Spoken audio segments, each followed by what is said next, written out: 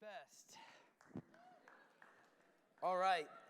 One of the joys and privileges of being here on staff for so many years is I get to show some good old-fashioned 90s movies. Connor, on your way out, could you shut those doors back there so when junior hires come out, they won't just walk in here. In middle school, you just walk into an open door. That's what you do. So I love them, though.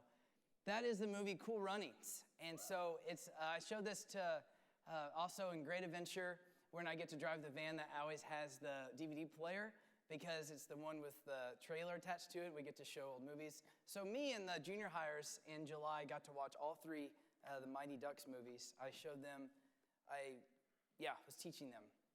And so there's the picture there, the first one. It's a movie of 1993, Cool Runnings, about based on a true story, but they had to Hollywood it up a little bit to get people to watch it, and they did a good job with the movie. It's a feel-good film, for sure. A little John Candy in there, almost in every 90s film, there you go.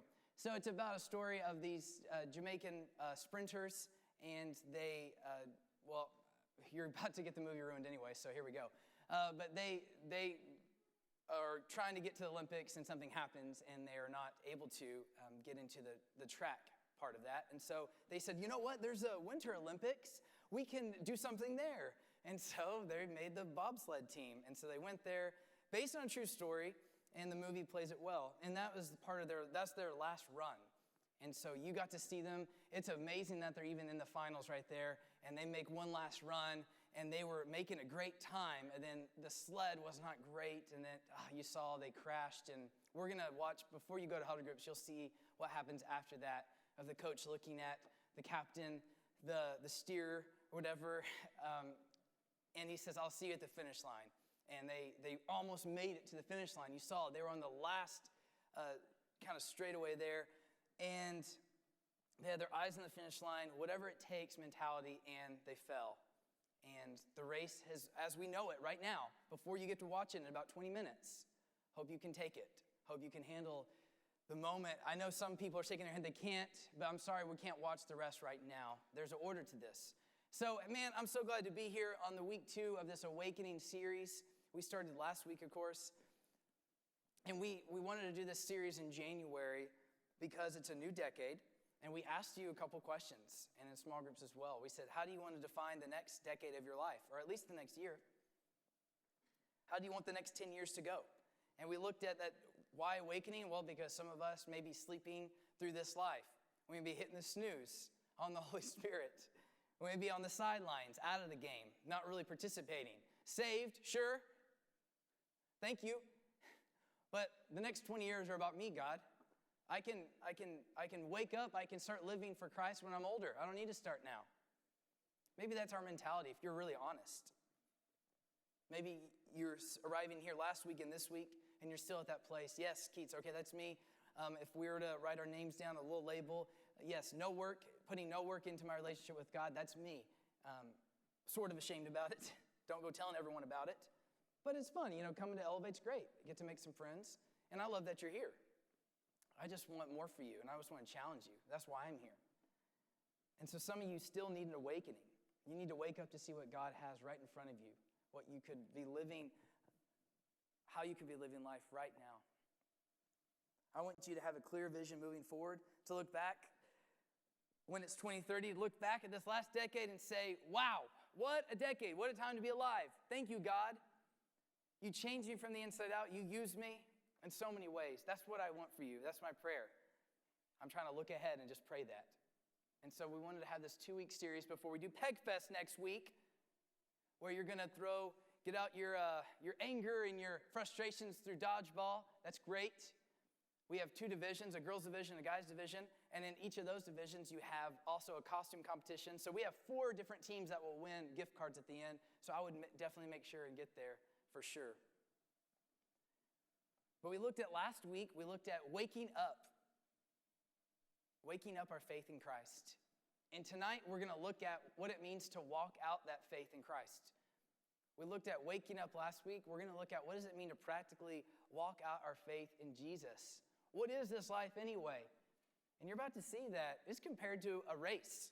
If we have some athletes in the room or athletes not alike, you could also have watched a race. And so we're going to see someone do that tonight. The author of Hebrews writes a letter. We don't know who wrote it. People have their ideas. The author of Hebrews writes a letter to a group of persecuted believers as we know them. We take it to be they're actually Christians and they're just under deep persecution. And he writes to us tonight as well. And so if you're sitting here tonight, who is this for? Where is this message going to land? If you're sitting here tonight and you were maybe in a pit or a valley, if it's the season of highs and lows, you're maybe in the lows. Persecution may be around you, or trouble at least. Maybe just apathy. You don't give a care. This is for you, and it's very simple. We're only in 2 verses tonight, and there's some verses you've heard, but I love getting to share these all together and to say, this is where that is. And watch this. The author of Hebrews, ask me later who I think writes Hebrews. Just chapter 12 of Hebrews, verse 1. You've heard this before, maybe. We're going to look at this. It says, therefore, since we are surrounded by such a great cloud of witnesses, by so great a cloud of witnesses, already you're like, oh yeah, I was at sports camp once. This was our theme verse for the week. Great. Therefore, since we are surrounded by such a great cloud of witnesses, let us also lay aside every weight. Lay it aside. And sin which clings so closely to us. And here we go. Let us run with endurance the race that is set before us. Here we go. Okay. We want to walk out. Keaton, you tricked us there. Waking up faith, walking out faith. It doesn't say walk, it says run. You got me. That's true. You've heard this before, maybe. But the author is doing something amazing here. So just let it unfold for the next few minutes. Give me the next few minutes. And to read this with fresh eyes, with a new heart. Because what he's doing in the first kind of section there of the verse 1, he says, therefore, we're surrounded. Look at this. We are surrounded by what he calls a great cloud of witnesses. We'll get to that word cloud in a minute. Kind of confusing, right? Talking about weather a little bit. Is it going to rain like today? Well, in chapter 11, it's called the Hall of Faith. You've probably had a sports camp about that too. And the author of Hebrews writes about all these amazing kind of Hall of Famers that had these great faith as they walked in the earth. People like the Abel, all the way back from Abel, to Enoch, to Noah, to Abraham, Isaac, Jacob, Joseph, Moses. I know a lot of that's Genesis. He's talking about these kind of all-stars of faith and how they walked out their faith in God, chapter 11. And so he begins this by kind of the end. Chapter 12 is almost just chapter 11. At the end, he's saying, okay, we just saw that crazy faith that moved mountains, these people. Hall of Famers. And you're surrounded by them. They're like clouding over you. It can mean a couple of things. As he says, you're surrounded. That's kind of, don't feel like creepy, feel loved, okay? They are presently viewing our actions kind of like as spectators as we're on earth now. And also because their time on earth, they live by extreme faith. These are Hall of Famers looking as spectators watching you. It says cloud because they don't have their resurrected bodies yet. But think kind of like a swarming effect. They're surrounding you, kind of like this huddle, looking on to us now as we live our life on earth. Cloud of witnesses. I know this, I don't like doing a lot of sports references, specifically football, because I want to make sure to include everyone. But there is something that's maybe a little above football, and that's the Heisman ceremony. All right? And so the best college athlete on a football team gets named every year and given the Heisman Trophy. And it's a voting thing. But I always love the Heisman ceremony. And it was very unanimous this year. Some years it's not. But it's always great to see everyone come out, mostly. Most of the past still living, of course, candidates or old Heisman winners are on the line, and they are showing their love and support for that new gentleman who's going to be there. And this year was pretty emotional. And they're all there, and you just see them, the love. You see the yes. We say yes to this. And they're the Hall of Famers behind them. They're incredible. And they're bearing witness to this occasion. Kind of think something like that when you're in a sports game or if you're acting on stage, whenever maybe you're on stage or even, I don't know, you're at a spelling bee tournament and you look out in the crowd and you see someone that you know and they're smiling. You know you're backed up, you're supported. Okay, I can do this. I'm still really nervous. But you look in the stands and you're like, wow, all right, so I'm surrounded by these cloud of witnesses. I feel, okay, so what? Let us lay aside every weight and sin which clings so closely to us. He's saying, okay, we're surrounded by these Hall of Famers in this life. He's saying, now let's talk about running. He says, first, lay aside every weight, encumbrance that kind of impedes your running this race. It slows you down. Lay aside anything that is not important. The weight here can translate to like a bump or swelling. And it's where we actually get the word for tumor. It's just like this kind of growth that happens. And it's saying like, hey, these weights, lay aside every weight and sin. It's these burdens that we can kind of pick up. It's this baggage we can kind of pick up, and it slows you down for the race. It's saying, lay that aside. It's like if I were to ask one of you up here right now, and I asked you to, like 5 guys, we don't have time for this. If I asked like 5 guys to like try and lift this piano up, or however many guys it could take, say somehow 5 guys could lift that piano, it's very heavy. How long could you actually function? Could you move? The author's saying, hey, just check yourself. Some of you may be trying to run this race called life, carrying a piano. It just doesn't make sense. Just drop the piano. You don't have to carry it. It's a burden. It's excess. It's an added weight, added burden. And let us what? Let us run with endurance. The last part, the race. He uses that word race now. We're in a race. Maybe some of you are like, I didn't know. Am I winning? Well, you'll find out. That is set before us. We first lay aside the weights and sin, then we run. It's kind of one command with 2 actions. Lay this aside, all these burdens, get rid of the excess weight, and run. Just run. Run your race. Run the race. Lay aside anything not important that you really don't need in order you can run this race successfully and to the best of your ability. Maybe get rid of things in your life that aren't necessarily even bad. The idea of the weights and sin, the weights part is maybe just a couple good things. Maybe there's some, things within themselves that are actually just good. They're not necessarily bad or sin, but maybe they're in your life and they're slowing you down. I've heard of friends, you have that friend or friends that try and give up having a smartphone. You've seen people go through that process. They're like, hey, they're trying to and they try to be like vocal about it. They're like, hey, I'm trying to, this is not, in itself, it's not necessarily bad, but it's really slowing down my walk with God. Or maybe it is a sport that's really taken over your life, and you're in it for the wrong reasons. Tennis in itself ain't bad, but what's happened in your life is it's become this burden to you, and it's slowing you down in this race. It's causing all sorts of pressure to dwell up inside you. Or maybe it's in this really advanced class, and it's just eating your lunch, and it's like a couple, maybe it's even new. You're like 2 weeks in, you're like, how am I already behind? We had homework? What? Like, maybe it's not necessarily bad, but maybe it's a burden in your life, added weight, and it's deeply impacting even who you are, and definitely the speed that you're running towards Christ. But maybe I'm wrong. Maybe none of you have those added weights. But some of us have that added sin. That sin that it says, which clings so closely. It's just like a bump. It's just like, it's who you are. It's kind of like on you. You can't get rid of it. You cling so closely. You run back and back to it. New things come up, new temptations. You're over that. But you go back to this one thing. And you feel like it's just your thing and you're all alone. You're like, what? How am I the only one that's struggling with this? And let me tune you in. You're not.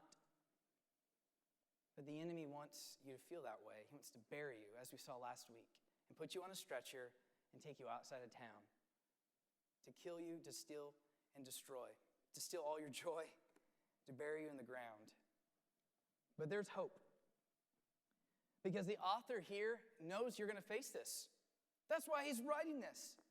He's writing to a group of very, very, very persecuted Christians. Persecution we do not know about. Anytime that these people's faith maybe went public, they could be killed. That type of persecution. the author telling us is he's really just showing us how do you finish a race well. He uses that word endurance, which talks about this. Let's talk about your spiritual shape. Let's talk about our spiritual shape. Have you ever thought about that? How much does your faith bench press? I know you got this shirt that says you're in the club, 300 up club. I don't know. But hey, how much does your faith bench or squat or run? What's your faith's fastest mile? There you go. Paul knew life was a marathon, not just a series of sprints. Paul knew life was a marathon and that you need endurance. That's why we know Paul wrote in Corinthians, you've heard this before in another summer camp, do you not know, in 1 Corinthians 9, do you not know that in a race all the runners run, but only one receives the prize? So run that you may obtain it. Paul knew about running too. Every athlete exercises self-control in all things. They do it to receive a perishable wreath. But we have an imperishable. So we do not run aimlessly. I do not box as beating the air, but I discipline my body and keep it under control, lest after preaching it to others, I should be disqualified. Paul knew that life was a marathon and you needed endurance. And he wanted to make it to the finish line. He wanted to hear, good job, my faithful servant. And Paul talks about this crown in there. This is a fun little study you can look up on your own. There's actually, as a believer, there's actually a judgment seat for us, a judgment seat of Christ. And at it, based on how you're actually living on earth, you can receive up to what some believed of like 5 different crowns of just honoring how you served Christ on earth. And that's just a sermon. But a lot of authors back then compared a lot of things to a race. And so this is not uncommon for the author of Hebrews to a group that's persecuted to talk about this race and say, hey, you're going to have trouble, but look at the finish line. Run your race. For some of y'all, pretend you're standing, thinking about your spiritual shape. Where would it rank, Pretend you're standing on the highest stage of whatever you're in. Maybe it's academics or sports, the arts. Maybe it's December and you're at the championship level thing. Maybe you're at the championship and you're on the field, about to play the game. Are you playing that game? Are you playing in that competition? Are you participating because you woke up the day before and said, okay, I think I want to start trying right now. I think I want to start trying today. You did not. All the work started the January before, when you were getting in the weight room, when you started running at 6 a.m., when you started taking it seriously. It's called an off season. Every sport has one. Are you putting in the work for the long haul? Is it a marathon to you? Or you just kind of want to cut corners and see what happens? We run the race. And we do something else while we run the race. Fixing our eyes to Jesus, on Jesus, verse 2. We're running, we're laying aside sin and these added burdens so we can run faster. And what else are we doing? It's saying, look up. Fix your eyes on Jesus, the founder and perfecter of our faith, the author and perfecter of our faith. A lot of your translations may have a lot of different things. Looking to Christ, put it simply. Looking to Christ. Our primary focus throughout the highs and lows, throughout everything, is eyes on Him. Eyes on Him. We saw Peter struggle with this when he put his eyes on Jesus in the middle of a storm on the Sea of Galilee. Crazy storm. Wind was turning it up. And Jesus out there just walking on water, minding his own business, walking towards them. And Peter leaps aside and keeps his eyes on Christ, and he's fine. He takes his eyes right off of Christ, and he starts to sink. In this race, how do you stay in your lane? How do you go as fast as you can? You look up. You look to Christ. You seek His face. Eyes on Him. He's like our compass. He's our guide home. This way home. Follow me. Maybe you'll be home in time for supper. He's our captain, our leader. This is also a cool version of this verse is He's our pioneer of faith. He's our pioneer. He was on earth and had great faith before us. He's someone we can look to as a role model, an example. That's discipleship, by the way. That's why you have leaders in the room. But the cool thing about Christ Church is we're all running towards him.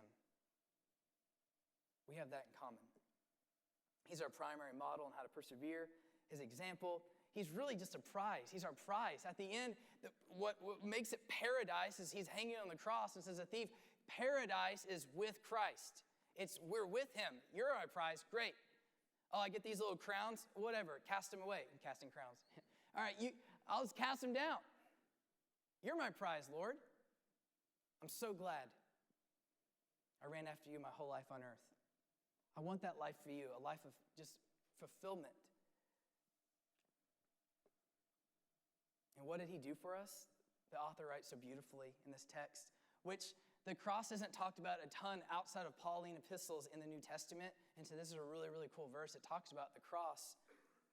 And he says, this is what Jesus did for us. He uses Jesus and not Christ here because Jesus was his human name. So we really want to see his humanity here. Jesus was fully God and fully human, looking to Christ, fixing our eyes on him, who, for the joy that was set before him, endured the cross. He endured the cross, despising the shame. Despising the shame. You don't see that often, that word, shame. But think about it. Think about his death. Think about what he went through.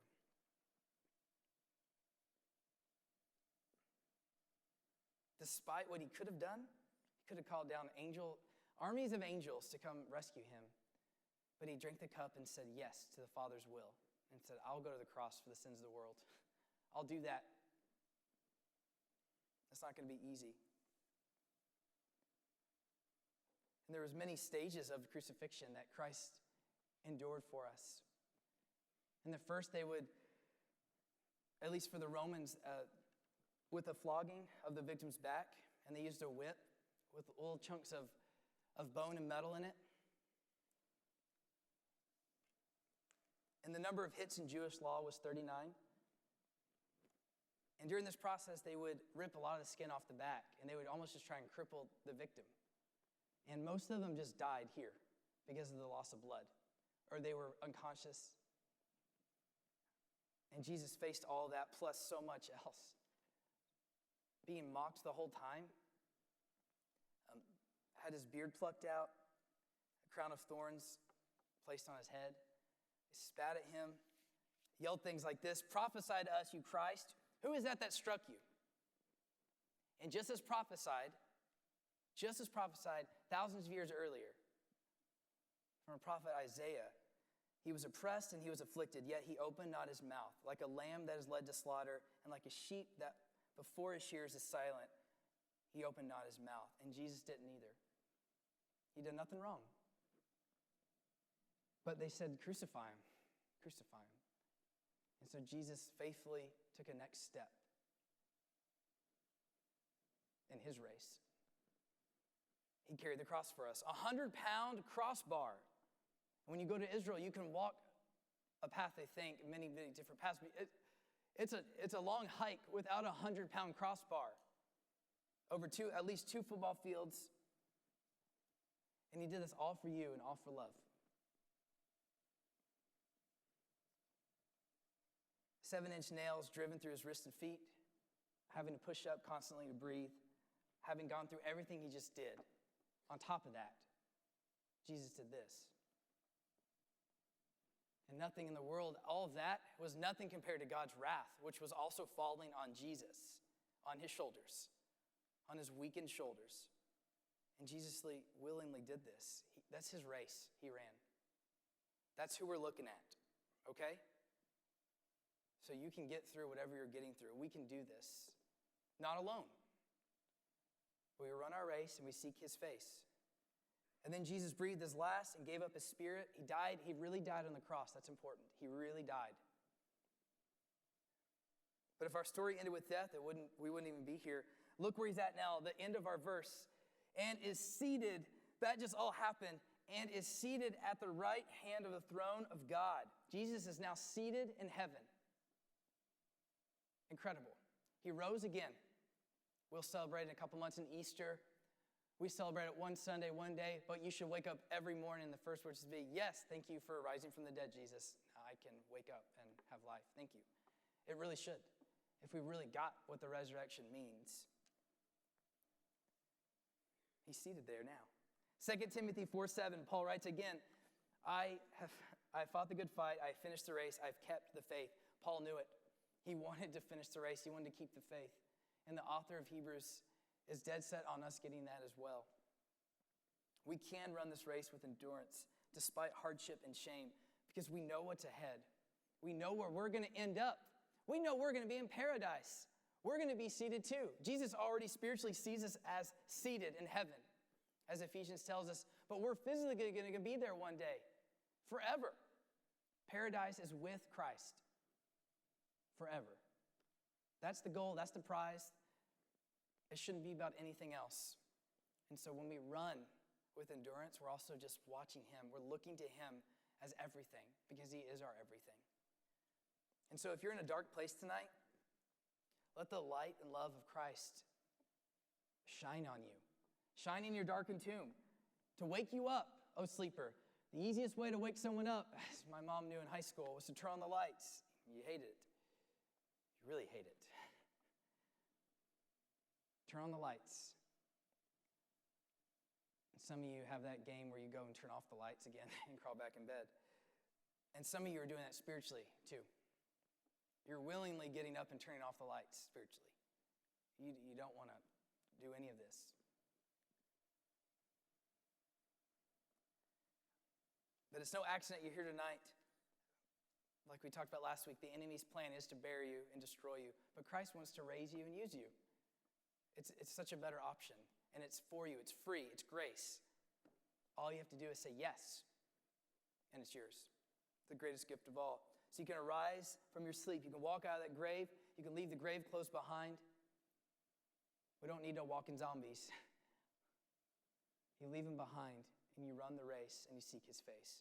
Well, Keats, you don't know what I've been through. You don't know what I've done. You don't know what I've seen. You don't know what's happened to me. You don't even know what someone's done to me. I've got my own issues. There's nothing, no.